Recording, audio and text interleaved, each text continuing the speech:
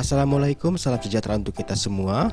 Selamat berjumpa kembali pada kesempatan hari ini. Kita melanjutkan materi kedua, yaitu analisa rasio fundamental dan membaca laporan keuangan perusahaan dengan mudah dan cepat bagi pemula, dan saran-saran dari tokoh investor pilihan yang bisa membantu kita untuk memperbaiki diri dan berkembang pada kegiatan trading saham. Pengertian dari analisis fundamental adalah metode pengukuran nilai intrinsik keamanan dengan memeriksa faktor ekonomi dan keuangan perusahaan terkait, dan kita juga akan mempelajari kondisi makroekonomi global, nasional, kondisi sektoral, prospek bidang industri, dan mikroekonomi atau kesehatan dari perusahaan. Manfaat analisa fundamental. 1. Diharapkan investor bisa memiliki petunjuk mengenai saham mana yang akan diinvestasikan. 2. Membantu investor untuk menghindari membeli saham yang berkinerja buruk, bahkan meminimalkan risiko kemungkinan membeli saham yang berpotensi untuk dihapus dari papan bursa. 3. Mengetahui harga wajar suatu saham. 4. Mendeteksi saat yang tepat untuk masuk atau keluar dari pasar saham. Dengan mengetahui bagaimana kondisi ekonomi negara, kita dapat mengetahui kapan kita harus berinvestasi. Secara fundamental, poin apa yang menjadi dasar untuk memilih sebuah saham? Unsur finansial seperti keuntungan, nilai buku ekuitas, nilai buku saham, bahkan rasio pengeluaran perusahaan juga menjadi pertimbangan. Dan itu tersaji pada laporan keuangan perusahaan. Pada kesempatan nanti kita akan bahas bersama membaca cepat rasio penting emiten berfundamental baik bahkan under value. Apakah trader saham memang butuh analisa fundamental dan kapan digunakan? 1. Analisa fundamental saham dilakukan untuk membeli saham dengan harga bagus atau fair. Karena itulah, untuk menentukan saham murah atau mahal bisa menggunakan acuan tertentu agar tidak asal beli. 2. Analisis fundamental harus dilakukan di awal. Artinya, penyaringan saham dilihat dari indikator fundamental sebaiknya dilakukan terlebih dahulu. Selanjutnya, untuk menentukan kapan saat yang terbaik untuk masuk atau belanja dan keluar untuk take profit, kamu bisa gunakan analisis teknikal pada umumnya. Karena memang itulah tujuan analisis teknikal diciptakan. Tapi, mengapa analisis teknikal lebih diminati investor dibandingkan dengan analisis fundamental? Mudahnya, analisis teknikal lebih memperhatikan pola kenaikan atau penurunan harga saham dari suatu perusahaan dibandingkan kondisi ekonomi secara makro. Ini pula yang menyebabkan investor yang memilih menggunakan analisis teknikal berfokus pada perkembangan investasi secara jangka pendek. Namun, pada case-case tertentu bila terjadi lonjakan signifikan atau sebaliknya yang tidak bisa dijelaskan oleh analisa teknikal, ternyata bisa dijawab oleh analisa fundamental. Tujuan penggunaan analisa teknikal adalah untuk menentukan di area mana harus membeli saham tersebut. Sebaliknya, juga untuk dapatkan alasan untuk keluar atau take profit atau cut loss. Tujuan penggunaan analisa fundamental adalah menentukan perusahaan mana yang harus dibeli, atau sebaliknya terpaksa keluar atau cut loss bila mana mendapatkan berita negatif atau laporan keuangan memburuk terkait kinerja perusahaan, atau sekedar mengurangi barang karena harga saham sudah tergolong overvalue atau kemahal. Kapan saat yang tepat untuk membeli saham? 1. Keterampilan dan kecepatan kita menangkap peluang berdasarkan informasi yang belum banyak beredar di publik. Contoh, rumor ekspansi perusahaan, hasil RUPS, dan sebagainya. 2. Berdasarkan musim. Periode terbaik untuk membeli saham biasanya adalah pada bulan Mei, Agustus, November, dan Februari. Karena pada bulan-bulan tersebut perusahaan sudah merilis laporan keuangan terbaru, sehingga dapat menjadi bahan pertimbangan Anda untuk membeli saham. 3. Spekulasi, yaitu beberapa waktu sebelum masa pembagian dividen bagi dividend hunter, atau pasca distribusi besar pada masa come date atau reg date dividend bagi ARB hunter. Pemahaman paling dasar tapi penting bagi kita investor saham di pasar modal adalah membaca laporan keuangan sampai kita menentukan apakah laba perusahaannya naik atau tidak, kinerjanya bagaimana, harga saham fair atau tidak. Maka laporan keuanganlah menjadi dokumen pertama yang dibaca. Namun, kita bukanlah seorang akuntan yang tugasnya menyajikan sampai menyelidiki laporan keuangan perusahaan. Tugas kita sebagai investor paling tidak mengenal perusahaan dan istilah-istilah teknis yang terkandung dalam laporan keuangan beserta angka-angka pentingnya. Laporan keuangan tersebut juga tidak dibaca setiap hari, cukup per 3 bulan setiap dirilis ke publik. Pak Warren Buffett saja pernah bilang, bila laporan keuangan ribet dan memerlukan rumus-rumus kalkulus untuk memahaminya, beliau memilih menjadi loper koran saja. Namun, bila berdasarkan laporan keuangan perusahaan menyatakan baik-baik saja, bukan berarti kita langsung ambil keputusan membelinya. Pastikan dapatkan data valuasi sahamnya, apakah saat ini mahal, wajar atau murah? Apakah kinerja perusahaannya sehat atau tidak? Barulah kita ambil keputusan. Bila masih ada waktu, kita bisa membaca data lanjutan, misal laporan tahunan, public expose, aksi korporasi, dan sebagainya. Sumber utama laporan keuangan perusahaan bisa kita download pada idx.co.id, yaitu menu perusahaan tercatat,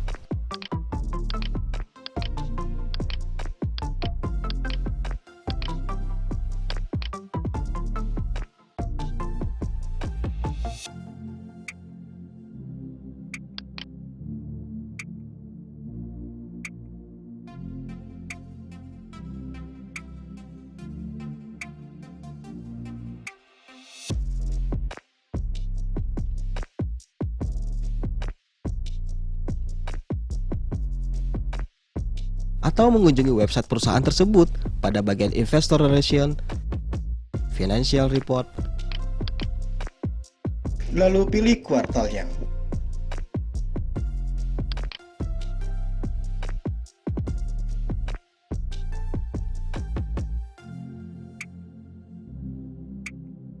atau ke website emiten.kontan.co.id, search emiten. Lalu pilih kuartalnya.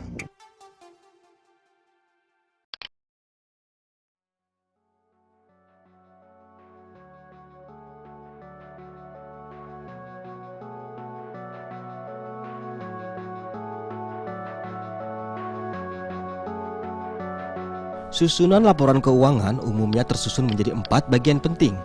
Namun kita fokus 2 saja, yaitu 1. Aktiva, tentang aset lancar dan tidak lancar, yaitu aset lancar maksudnya seluruh komponen yang dapat digunakan dalam 1 tahun. Contoh, uang kas atau yang setara dengannya, piutang usaha, persediaan, dan sebagainya. Aset tidak lancar maksudnya seluruh komponen yang tidak dapat digunakan dalam waktu 1 tahun. Contoh, tanah, bangunan, mesin, aset tak berwujud, dan sebagainya.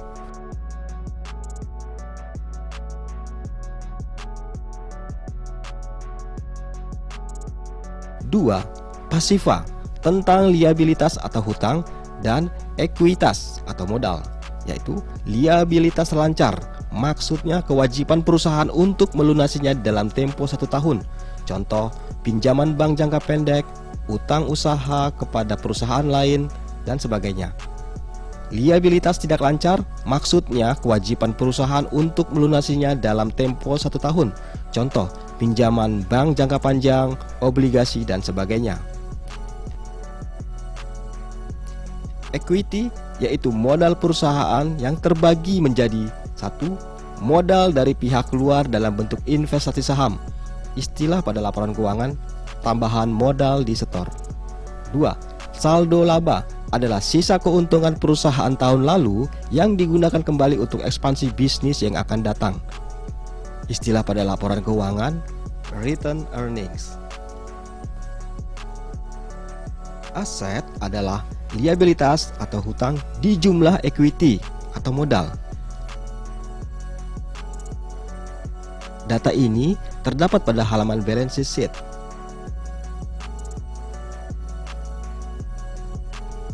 Mengenai laba atau keuntungan, kita sama-sama tahu bahwa profit sama dengan revenue atau pendapatan atau omset dikurangi expense atau semua pengeluaran, tercantum pada halaman income statement.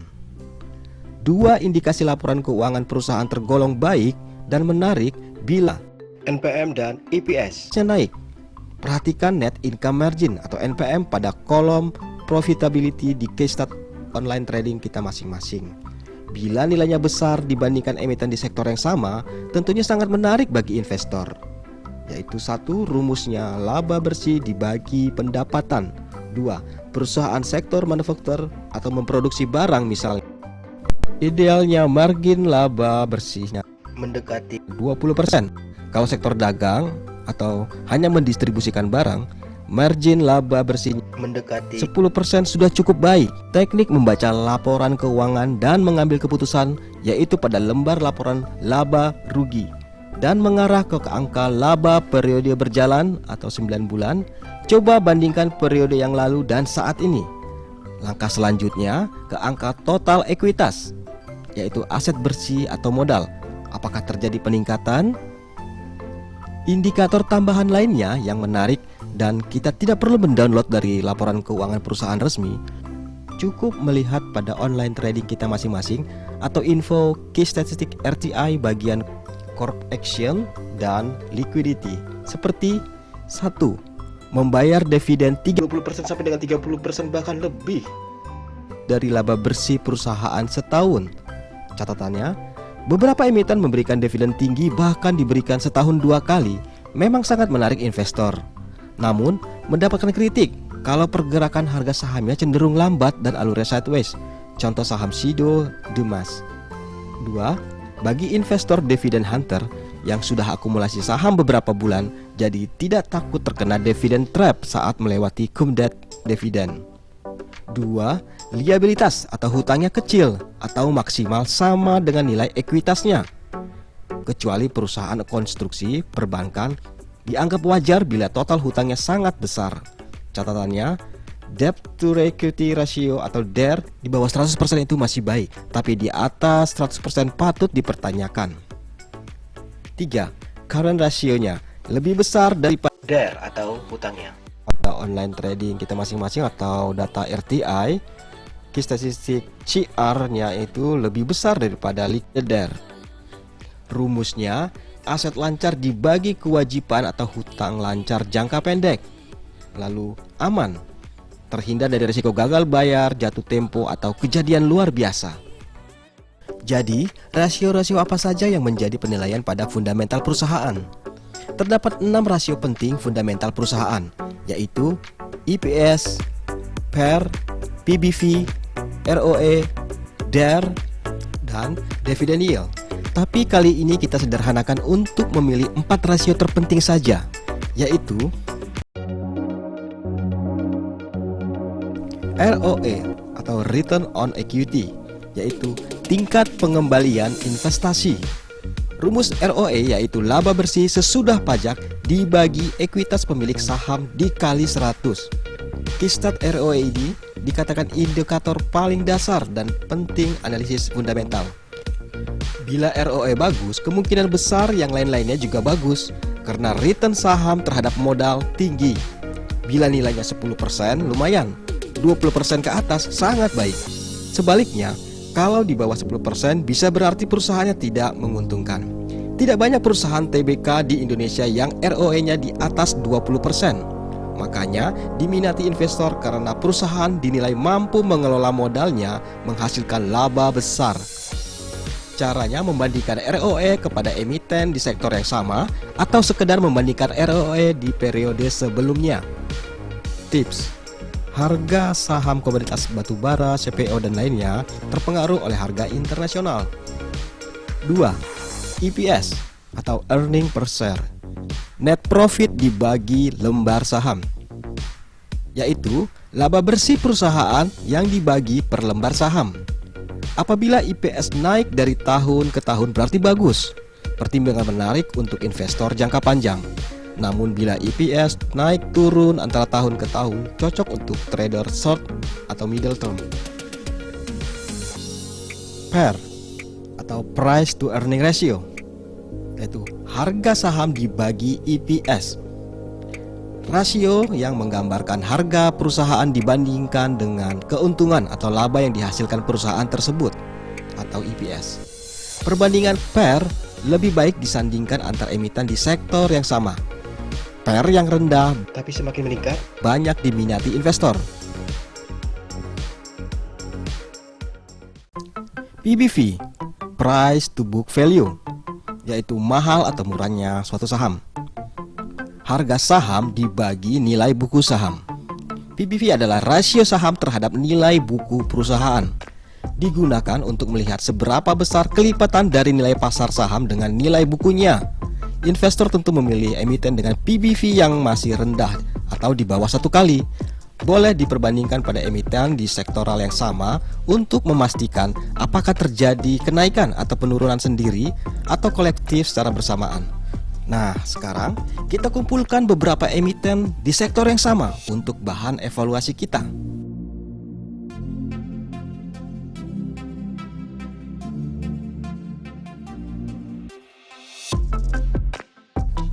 Hal-hal lain yang perlu kita perhatikan: 1. Hati-hati dengan emiten yang sering terlambat merilis laporan keuangannya, contoh Aisyah dan sebagainya. 2. Juga catatan akhir atau opini dari auditor laporan keuangan dengan menambahkan kalimat wajar dengan pengecualian. Maksudnya perlu ditelaah lebih lanjut. Mungkin juga ada angka-angka yang sudah disajikan masih bisa berubah, contoh bumi. Nah, pada penghujung sesi kedua ini kita mendapatkan perhatian berupa tips dan saran khususnya bagi investor yang baru memulai kegiatan trading saham. Berikut pandangan dan saran-saran dari tokoh investor pilihan kami.